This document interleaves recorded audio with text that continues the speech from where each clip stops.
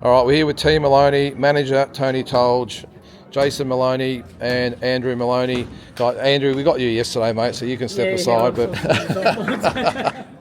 But Tony, he just had a win in the camp there. Now, I'll let you pronounce his name. Bronchi, is it Zhou? Bronchi had the win, so must be a good way to start the evening. Get things off. Very good. It dominated him completely. Two judges had it 6-2. One had it 5-3. Needs some Specsavers, I think. No one. Well, I get a quick word with him, but I'm not sure he speaks a lot of English. Bits and pieces. Okay. He's improving. It's a tough way to earn a living, let's just say that. I'll show his face later. But Jason, you're of course up next. We had Andy, a couple of weeks ago. You're next in Japan. Massive fight, February 24th. Yep. Preparation, all going well? Yeah, preparation's been going awesome. Really happy with how I'm going at the moment and feeling heaps better with the Southpaws second time round. So yeah, just working extremely hard to make sure I go back and get it right this time. Well, Andy was saying yesterday that Tension, is it Knuckles Sale? Nasukawa is actually a massive celebrity over there and one of the, apart from probably Inoue, the most popular fighter in Japan. Yeah, super popular. I was over there for his last fight and the crowd was going wild for it, much louder than what they were for, say, Nakatani or the other guys on that huge show. So yeah, it's very popular and it's a huge opportunity for me to really make a name for myself over there and open the doors to some big fights. So because you've been a couple of times, obviously fought over there, but also sparring with what was his name? Sayasatsumi. Yeah, and how's he going with things these days? Did he just Komodo as well? Yeah, because he recently won a world title. He won the world title against Inoue, was it? Against Takuma Inoue, and he's fighting on the same show as me, February 24. He's fighting Diego here in an awesome fight. He's before they had a draw. So yeah, it's a great card. Because some of these Japanese names are hard to pronounce, and it's hard enough with the Russians, let alone the Japanese fighters. But yeah, it's a huge card. 2 world titles, and then my fight as well, which is basically an eliminator. So it's a huge card, huge opportunity, and it'll open some doors to some big fights for me. So yeah, it's a big one, and I'm working hard to make sure I get it right. I bet you are. So do you think, and Tony's probably one to ask as well, do you think you get past this guy, there will be world title opportunities after that? Yep. Because he has got an extensive history outside of boxing. He's a kickboxing as well. Yeah. 50 fights as a kickboxer and undefeated, and transferred over. He's only had 5 pro fights, but he's rated number 2 in the WBA and number 3 in the WBC. So I'll beat him and I'll get another world title shot. But we've just got to make sure when you beat him. Yeah. When you beat him, yeah. When I beat him, we'll get a world title shot. So tell us about 2024. You started the year obviously with the big win over Sanchez in Canada. Obviously not so good in Japan, but overall, I mean, the performances themselves were a good year for you. Oh, yeah. I know you're not happy losing your belt, but it wasn't like you were... One win, one loss. A bit of a frustrating year, but I felt like I learnt a lot last year as a fighter, and I felt like I've improved a lot. So, this is the year to make it all happen. So what's next, mate? So tell us when you go to Japan, what happens with this training schedule? And just flown a sparring partner in from the Philippines, picked him up yesterday. I've got some other good sparring organised as well, so just do the full camp here, get all the hard work done and really get as fit and as sharp as I possibly can, and I'll just go to Japan 9 days before the fight and get the job done. So speaking of Japan, I just want to get your prediction. I know you're going to look after the Aussie, but Sam Goodman's obviously end of this month. You've obviously been in the ring with Inoue.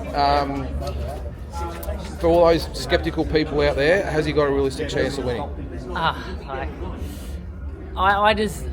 wish him well and I hope he goes well, and you want your countryman to do well, and I'm excited that he's got the opportunity, but I don't see anyone beating Inoue at the moment, but it's a huge opportunity and you got nothing to lose. I was just going to say, it's what people tend to forget.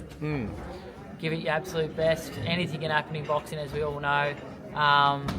And it's for all the marbles, so it's it's the biggest fight in boxing, so good luck to him. But unfortunately you're up against probably our generation's best.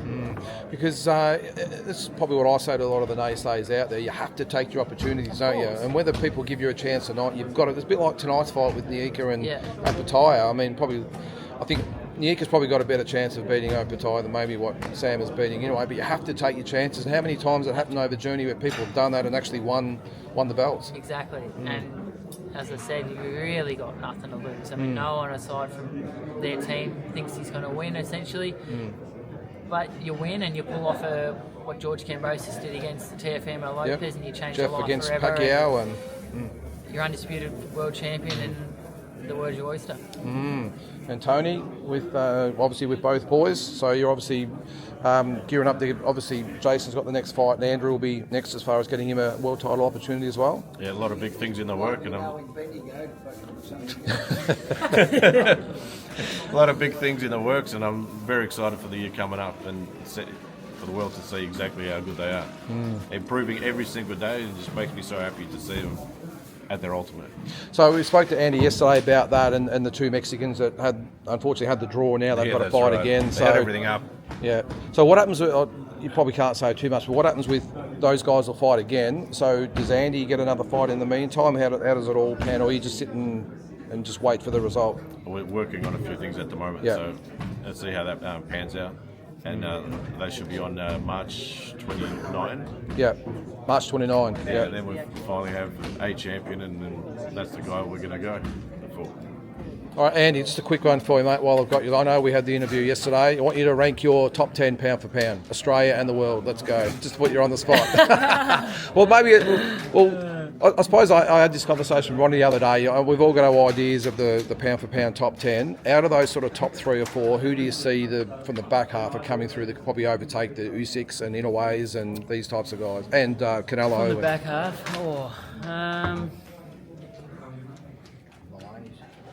Yeah, like name Andrew. Well, who, just off the top of your head, I mean, I know I'll put you on the spot, but who would be your top 10 pound for pound?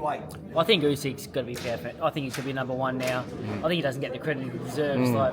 He doesn't, does he? Two-time Olympic gold medalist, undisputed cruiserweight, undisputed heavyweight, undefeated. Pretty much beat all of them in their backyards. 5-0 against the 3 other best heavyweights. Tell me, if he was an American or something, he would be his face would be on every wall we walk past. He'd be an absolute superstar. So he deserves more credit. I think he's number one.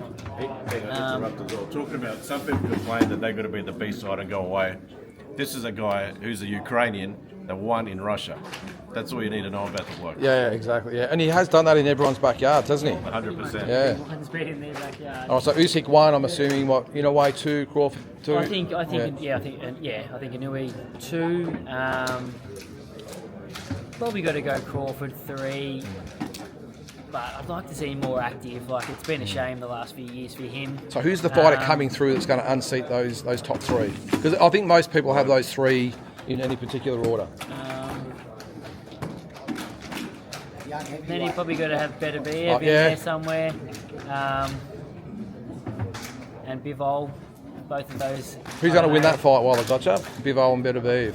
I think Bivol will win the rematch. Yeah, you do? You think he won the first fight? Yeah, I think so. Right. I think I would have just given it to Bivol.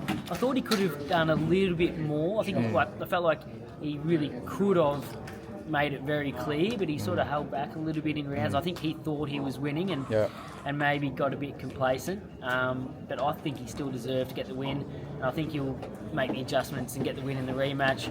So yeah, Bivol probably then moves, if he wins that one, probably moves up into that top 3 spot potentially. I don't know anyone from the bottom coming that's going to really break Bam those Rodriguez? guys. No. Can't. You might get beat if you come across me. Sorry, I didn't even think that. Sorry. I'm just looking at current results. So those guys have such deep resumes now that those guys have probably a couple of years before they start to crack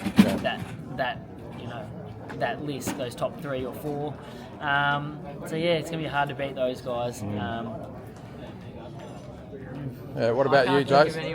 Who do you think is going to come up and take those? Well, I would think Mr. Nakatani might be one of them, because he runs into Mr. Inoue. That might be the fight. I think, based on results now, all Team Moloney aside, Rodriguez I think would be on a tear. I don't know. I'm with you guys. I mean, I think the top, there might be the reshuffling, but I think, I suppose you'd have Canelo, you'd have Crawford. I don't know. Hey, mate, I'm doing the interviews here. I'm asking the questions. So I know a lot of people think Brew Tennis is made possibly unproven, but unproven. Yeah, and he's going to have to go up to 154, and I don't know if he's as dominant in that division as he is at the moment at 147. It's a hard one, mate. One guy I put in there is Colazzo, the minimum weight that's the WBA and WBO champion. Yeah. I reckon he'll go to maybe flyweight, but he'll clean out minimum and light fly. All right, another quick question for you guys. Now, Inoue versus Nakatani, who wins? People have asked me this a few times, and I think Inoue wins. I think Inoue wins. I think, I just think that he's just too good, too explosive, too fast with his feet. I think He'd have a weight too advantage too, powerful. wouldn't he? He'd probably have a weight advantage, or do you think that Inoue's a natural? Nakatani gets. I don't know how he even makes the weight to begin with, but he doesn't. He's obviously not the most solid guy, but he's just got such a long frame. I don't think the weight will really be much of a factor. I just think Inoue is just too good, too explosive, too powerful. Just can't see him getting beat anyway around that weight.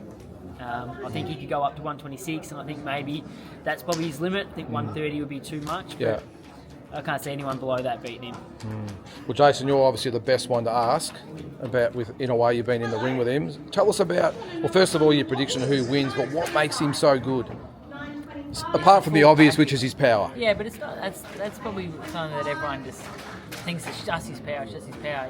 It's the full package. He's got an amazing boxing IQ. He's very clever with his distance and his feet, his speed, his timing, everything. It's the combination. It's not just the punching power. I think, as I said, I don't think anyone around our weight at the moment is beating Inoue, and I think he beats Nakatani, but that's the fight to be made. How big would that be in Japan? Oh, mega. It'd be unbelievable.